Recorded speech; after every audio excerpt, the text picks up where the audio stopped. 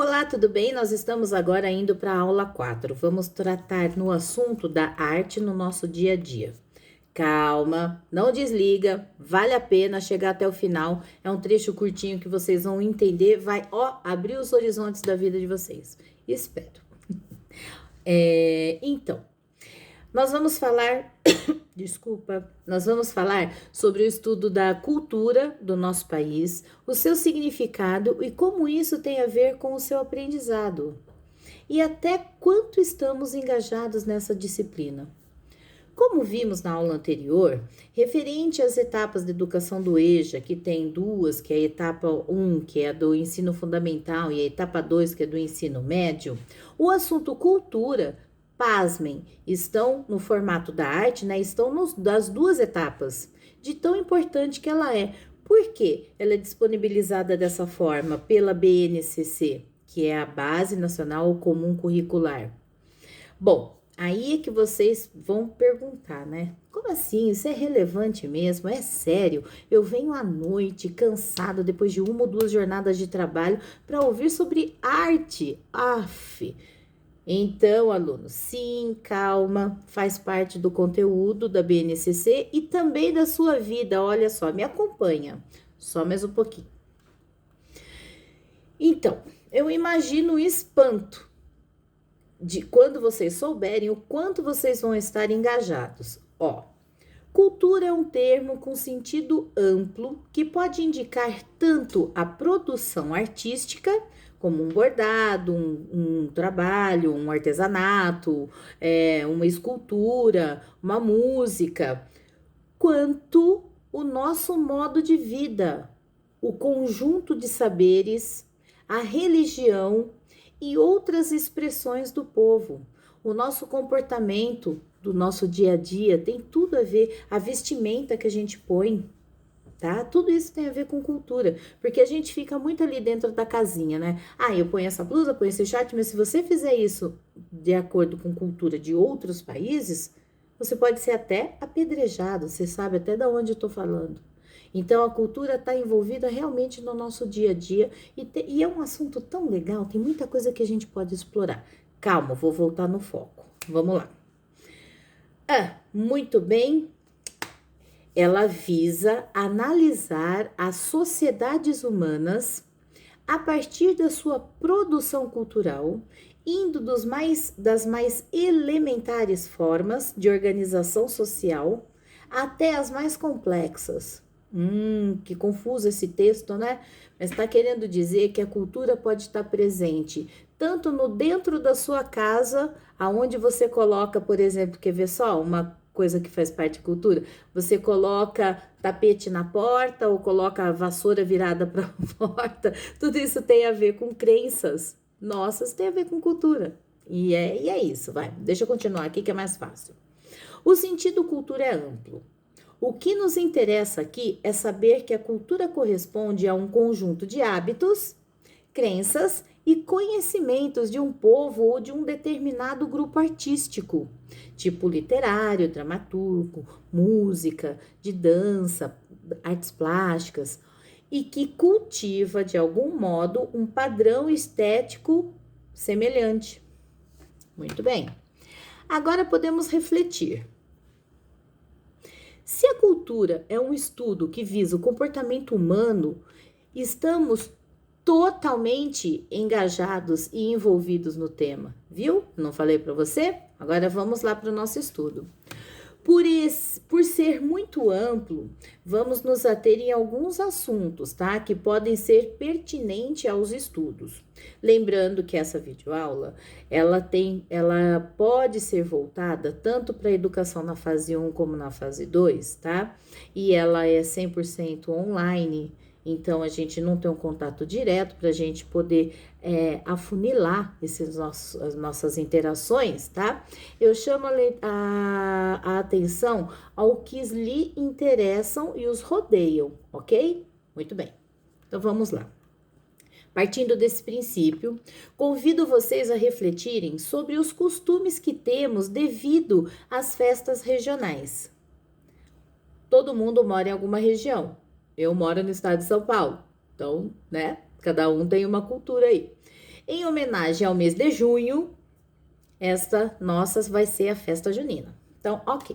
Ah, você vai falar sério, eu vim ver sobre festa junina, não é só quentão, pipoca e batata doce? Não, tem muita coisa por trás que é aí que entra o porquê que a BNCC coloca isso como habilidade de saberes e conhecimentos, porque é tão amplo que você, a partir de uma curiosidade, que é isso que é importante, lembra que eu disse na aula 1? É o que te interessa. Você vai ouvir o que eu vou falar.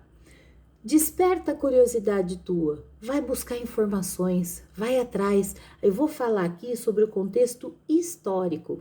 Todo mundo dorme nas aulas de história. Você conta de 10, 2 gosta de história, não é? Mas olha só, a gente olhando, sabendo que a gente vivencia, que a gente presencia e saber da onde veio, é outra coisa. Me acompanha aqui, olha só. Isso tudo lembrando, hein? Arte. E a gente tá dando a mão para história. Olha que legal. Então vamos lá. Ela é repleta de conhecimento histórico, crenças, hábitos e conhecimentos. Ok. E partindo do conteúdo histórico, ou seja, de onde veio e por quê, vou citar mais uma vez um trecho do site Brasil Escola, escrito por Daniel Neves. Abre aspas. Os historiadores apontam que as origens das festas juninas são diretamente relacionadas às atividades pagãs realizadas na Europa na passagem da primavera para o verão, momento chamado solstício de verão. Calma. Referência: a palavra festividade pagã, naquela época, na Idade Média, tudo que era fora da casinha da igreja era pagão, ok? Então vamos continuar. E aí estavam falando sobre as festividades da primavera para o verão, que mudava as estações, né? E o momento chamado solstício de verão, porque na Europa tem muitas regiões que ela é bem marcada, não é como o nosso país, que é uma mistura, de manhã é verão, de tarde é inverno, à noite é outono, né? É uma confusão. Lá não, lá é bem separadinho. Então eles faziam essas comemorações devido ao período de plantio deles também. Então vamos lá. Vou continuar o texto agora. Essas festas eram realizadas como forma de afastar os maus espíritos e qualquer praga que pudesse atingir a colheita aí, viu? Falei para vocês. Para melhor entendermos isso, é preciso considerar que o solstício de verão, lá no hemisfério norte, depois vocês vão aprender, mas é lá para cima, Europa, acontece exatamente no mês de junho. Continuando nas aspas do texto, as comemorações realizadas por diferentes povos pagãos europeus começaram a ser cristianizadas, ou seja, começaram a migrar para conhecimentos da época, que era a igreja, ok? Cristã, a partir do momento em que o cristianismo se consolidou como a principal religião do continente europeu. Abre aspas, minha. Viu? Não falei que era devido a isso? Fecha aspas, continua o texto. Assim, a festa originalmente pagã foi incorporada ao calendário festivo do catolicismo. Muito bem, vamos lá. A gente está falando no requisito histórico, tá bom? Da onde veio, por que surgiu e como assim apareceu aqui. Vamos lá. Continuando o texto da Info Escola, essa foi uma prática comum na Igreja Católica. Para facilitar a conversão dos diferentes povos pagãos, fazia-se uma aculturação das festividades para mandar o povo que estava acostumado a fazer uma festividade pagã. Desculpa, essa é minha cachorra. Chiu! Vamos lá. Para a gente fazer, eles eram pagãos, né? Eles não acreditavam nos conceitos, nos dogmas religiosos, e então a igreja fazia uma migração. Ela usava aquelas datas e incorporava o conhecimento deles. É isso aí. Vamos lá. Então, eu vou repetir por que eu disse isso. Para facilitar a conversão dos diferentes povos pagãos. Fazia-se a aculturação, é esse nome. Aculturar, empoderar-se, pegar a cultura, a tradição, o hábito e colocar mais uma tradição em cima dele, ok? Adicionando-as ao calendário católico e acrescentando nelas elementos cristãos. Outra festa na qual essa prática se repetiu, por exemplo, foi a comemoração do Natal, olha só, que acontece todo mês de dezembro. Foi feito então uma apoderação cultural para sair de uma festividade pagã para ficar no calendário católico. Isso não tem, gente, eu vou repetir, não tem nada a ver com assuntos religiosos, tá bom? É que o contexto histórico da época, como a gente assiste em filmes, a gente vê a Idade Média, a igreja tinha uma força muito grande, tá bom? Então a gente só tá refletindo sobre o que aconteceu, como que era antigamente. Abre aspas de novo para voltar lá daquele assunto.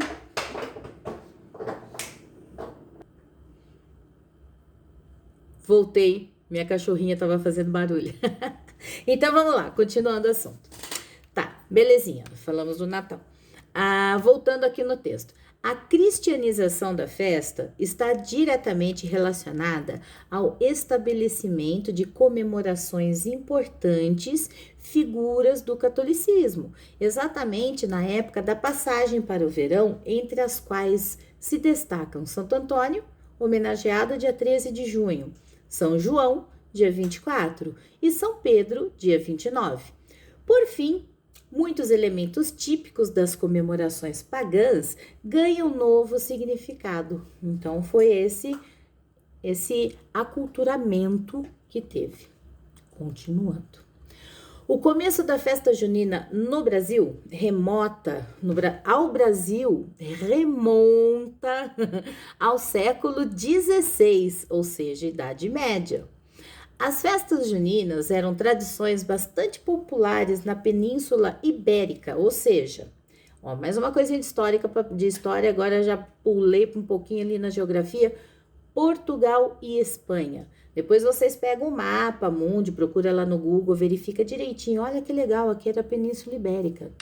E por isso foram trazidas para cá pelos portugueses, que são os nossos colonizadores, né? Assim como muitas outras tradições. Quando introduzida no Brasil, a festa era conhecida como Festa Joanina, em referência a São João. Mas, ao longo dos anos, teve o nome alterado para Festa Junina, em referência ao mês que ocorre, em junho. Legal, essa eu não sabia, hein? Muito bom, muito bom. Mais um empoderamento de cultura, ó, gostei. Inicialmente, a festa possuía um forte tom religioso.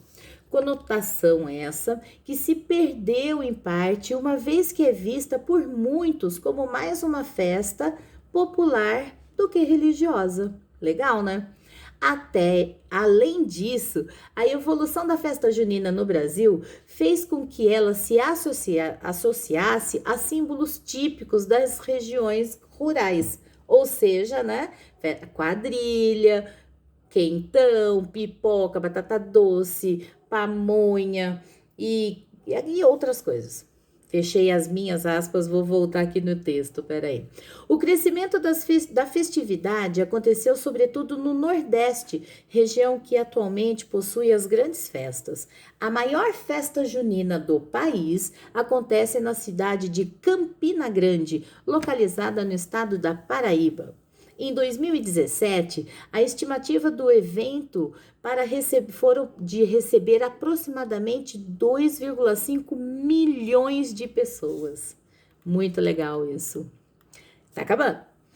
Durante as festas juninas no Brasil, são realizadas danças típicas como as quadrilhas, também a produção de inúmeras comidas à base de milho e amendoim, como canjica, pamonha, pé de moleque, além de bebidas como quentão, que eu acabei de mencionar isso daí. Outra característica muito comum é a de se vestir de caipira de maneira caricata. Ok.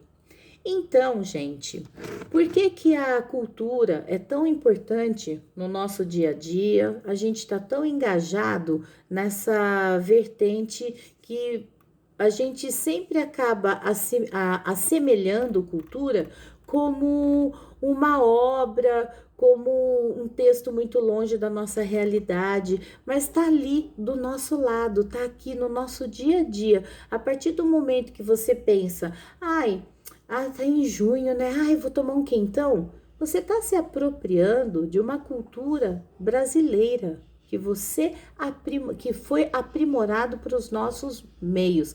Ele veio da Europa, ele veio da Idade Média, mas a gente acabou incorporando os nossos hábitos. Por isso que é bem interessante esse assunto. Fica a dica do estudo. Aproveita, busca algumas coisas que lhe chamou a atenção e faça pesquisa na internet. Por exemplo, sobre a Península Ibérica.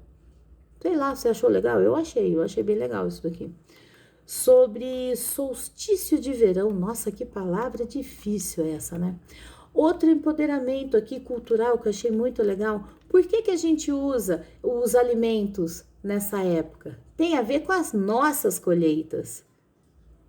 Legal, né? Eu falei que a gente ia estar bem envolvido aí no nosso assunto de cultura, tem tudo a ver com o que a gente está fazendo e por isso que a gente tem uma ampla forma de conhecimento.